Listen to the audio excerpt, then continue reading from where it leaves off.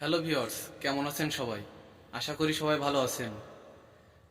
যারা নতুন বাঁশি বাজানোর চেষ্টা করছেন কিন্তু সফল হতে পারছেন না, আমার ওই ভিডিওটা সম্পূর্ণ তাদের জন্য।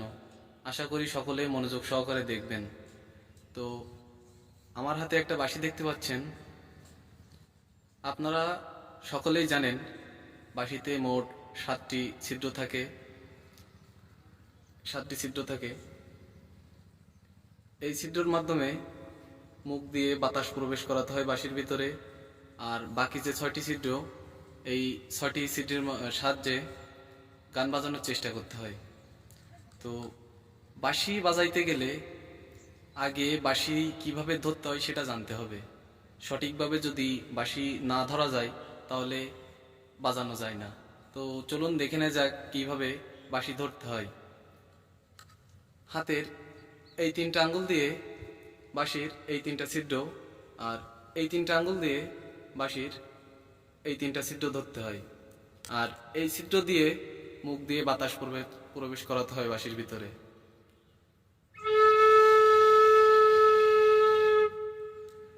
যারা নতুন বাঁশি বাজাতে যাচ্ছেন তাদের ক্ষেত্রে একটি সমস্যা দেখা যায় যে বাঁশিটা ঠিকভাবে বাঁশিতে বাতাস না দিতে পারার কারণেই বাঁশিটা অন্যরকম বাজে, অন্য সুর বাজে। তো যাদের এই সমস্যাটা হয় তারা আগে বাতাসটা সঠিকভাবে প্রবেশ করানোর চেষ্টা করবেন।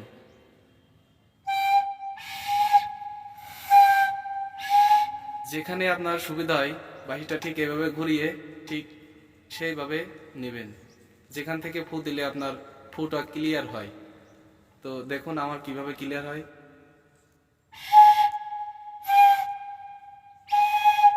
এই যে এইভাবে ধরলে আমার ফুটা ক্লিয়ার হচ্ছে, তো আমি এইভাবে বাজাবো।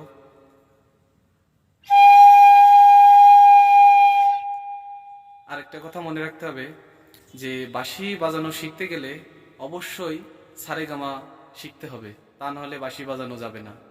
তো সারেগামা কিভাবে বাজাতে হয় চলুন এটা দেখে নেওয়া যাক। প্রথম যে তিনটা ছিদ্র, এই তিনটা ছিদ্র ছেড়ে দিলে সা বাজে। চলুন দেখে নি কিভাবে সা বাজাতে হয়।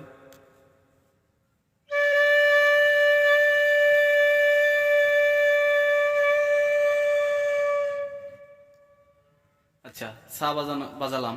এবার রে কিভাবে বাজাতে হয় চলুন সেটা দেখে নি। পরের যে ছিদ্রটা এইটা ছেড়ে দিলে রে বাজে।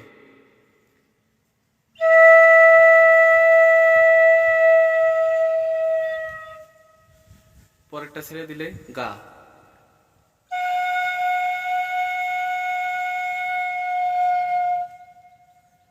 পরের যে ছিদ্রটা এটি হালকা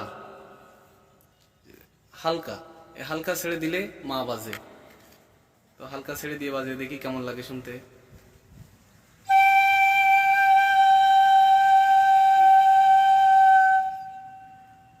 এবার পা পা বাজাতে গেলে সবগুলো ছিদ্র বন্ধ করে এই মাথার যে ছিদ্রটা এটা খোলা রাখতে হবে, তাহলে পা বাজবে।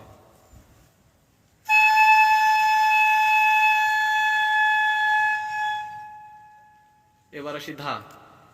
ধা বাজাতে গেলে এইগুলো সব বন্ধ করে এই মাথারটা ছেড়ে দিলে ধা বাজবে।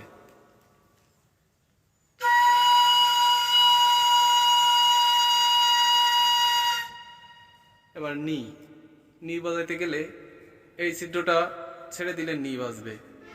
এইগুলা বন্ধ রেখে এই দুইটা ছেড়ে দিলে নি বাজবে।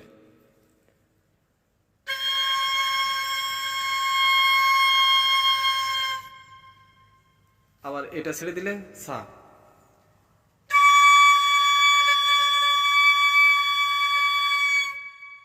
এবার আমরা যদি ওপর থেকে ফিরে আসি, সা নি ধা পা মা গা রে সা, এভাবে বাজাতে হবে, ফিরে আসতে হবে। আবার ঠিক এই একইভাবে ফিরে আসতে হবে যেভাবে গেছিলাম, আস্তে আস্তে।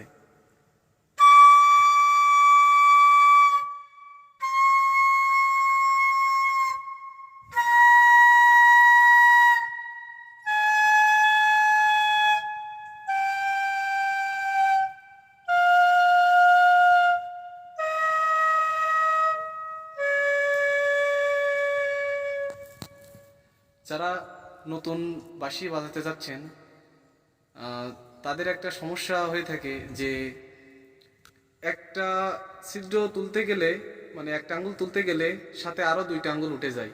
তো যাদের এই সমস্যাগুলো হয় তারা আস্তে আস্তে প্র্যাকটিস করবেন, এক একটা করে অনেক সময় ধরে বাজাবেন। একটা ছিদ্র মানে একটা আঙ্গুল তুলে অনেক সময় ধরে বাজাবেন, তাহলে দেখবেন এই সমস্যাগুলো আস্তে আস্তে ঠিক হয়ে যাচ্ছে। তো অনেক সময় কিভাবে বাজাবেন?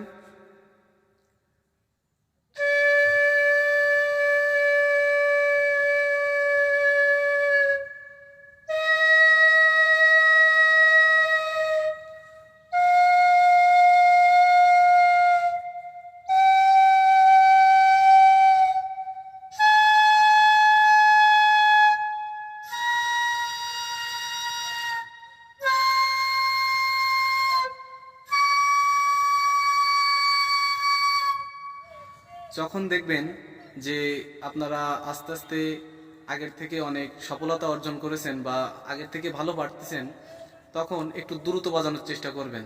তাহলে আপনাদের হাতগুলো ইজি হয়ে যাবে দ্রুত বাজাতে পারলে। তখন আপনারা যখন গান বাজানোর চেষ্টা করবেন তখন দেখবেন যে আপনাদের গানগুলো খুব ক্লিয়ার বোঝা যাচ্ছে। তো দ্রুত কিভাবে বাজাতে হবে সেটা দেখে নিন।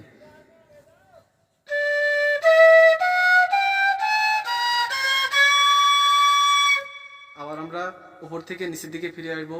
সা নি ধা পা মা গা রে সা।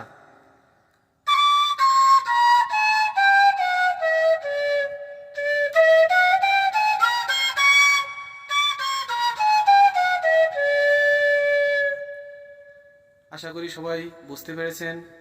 তো যদি আমার ভিডিওটা আপনাদের ভালো লেগে থাকে তাহলে অবশ্যই লাইক কমেন্ট করবেন আর আমার চ্যানেলটি অবশ্যই সাবস্ক্রাইব করবেন। ধন্যবাদ সকলকে।